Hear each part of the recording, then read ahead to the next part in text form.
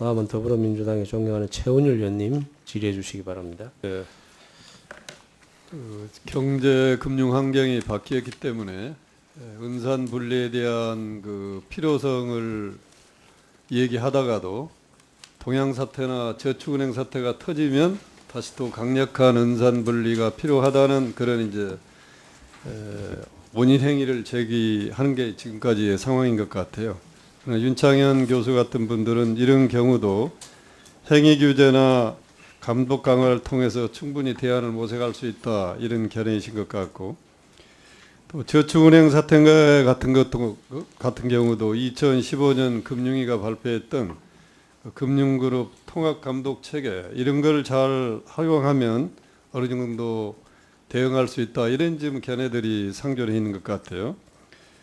이런 대책 지금 여기서 얘기했던 뭐 사전 행위 규제나 감독 체계를 더 강화를 하고 또 금융 통합그룹 감독 체계 같은 걸 개편하더라도 또 은행 소유자가 이 은행을 이용해서 이 사금고할 가능성은 항상 개연성은 있거든요. 이거에 대한 우리 윤창현 교수는 그런 경우에 어떻게 이거 대체할 수 있는 방안이 있는 건지 거기에 간단하게 좀 말씀해 주시죠. 지금요? 예. 제가 볼 때는 이제 지금 인터넷 뱅크 문제는 좀 이제 크게 보면 금융 전반으로 연결이 되는 부분도 있지만 이제 지금 문제가 되는 건 카카오하고 KT거든요.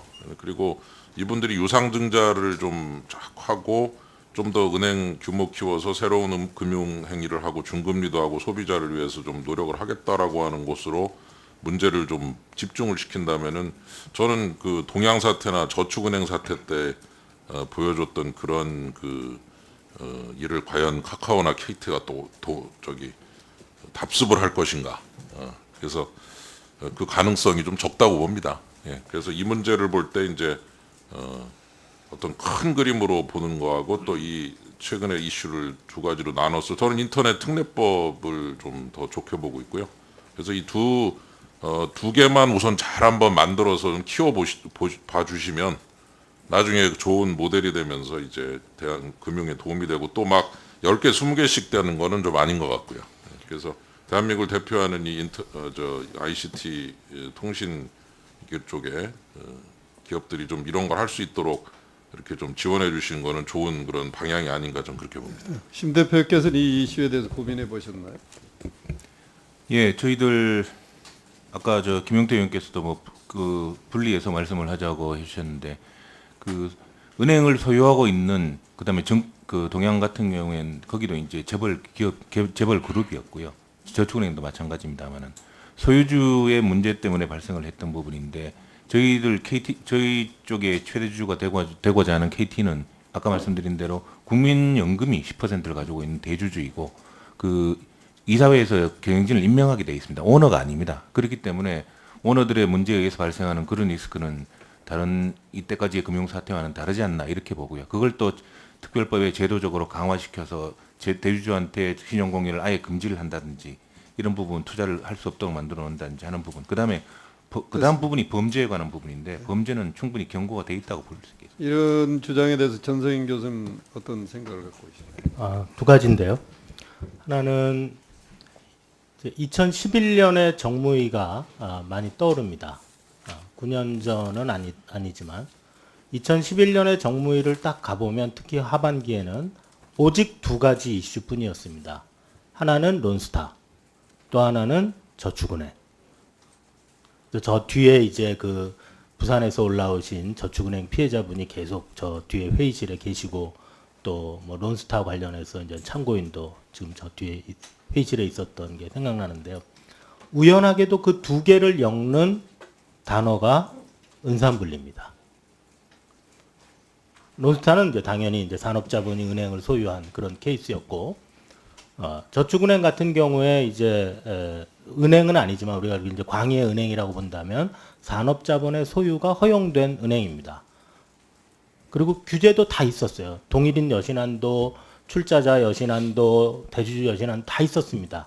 그리고 뭐 이런저런 자산 운용 규제 다 있었죠. 그러나 이제 몰빵하고 또 건설업자가 가지고 있는 것에 건설업에 대출해주고 이런 여러 가지 문제가 있었고, 그것이 그냥 호탕하게 한번 실험해보고 그걸로 끝나면 아이고 뭐 한번 했다가 뭐 할 수도 있지 이렇게 생각하는데 그 대가는 국민의 세금이었다. 저축은행 예금보험공사의 저축은행 계정이 바닥이 나도 바닥이 난 지 오래고 다른 은행 계정으로부터 빌리다가 더 이상 못 빌려가지고 김석동 그 당시 위원장이 편법으로 그 이전까지 다 만들어놨던 목표 계정을 반토막을 내가지고 45대 55로 그래갖고 그 돈을 다 이 저축은행 계정으로 돌렸어요. 저축은행 특별계정 25년 동안 그 돈도 금방 다 써버렸습니다. 그래서 그리고 이제 계속 채권 발행했죠. 예보는 공적 자금은 국회 나와서 조달하자면 또 의원님들이 꾸지람하실 테니까 그게 다 국민의 세금이다 라는 것이고요. 그다음에 두 번째 K뱅크 관련해서 저는 이제 계속 가지고 있는 의문이 과연 K뱅크에 지금 KT가 대주주가 아닌가 대주주인가? 왜냐하면 KT에서 의결권을 가장 많이 가지고 있는 곳은 금융기관입니다. 그런데 어떻게 금융기관 사람이 은행장이 되지, 대표이사가 되질 않았을까? 어떻게 의결권이 4%로 제한된 산업자본 쪽에서 대표이사가 나왔을까? 그 굉장히 궁금하다는 것이죠. 그럴 경우에 지금 우리가 이런 은행이 잘 이렇게 우리가 생각하는 은행업의 규제 체계 하에서 은행인의 가장 기본은 규제를 준수하는 능력도 굉장히 중요한 특성인데 굉장히 의문이 든다. 이런 말씀 올리겠습니다. 예, 최원일 의원님 수고하셨습니다.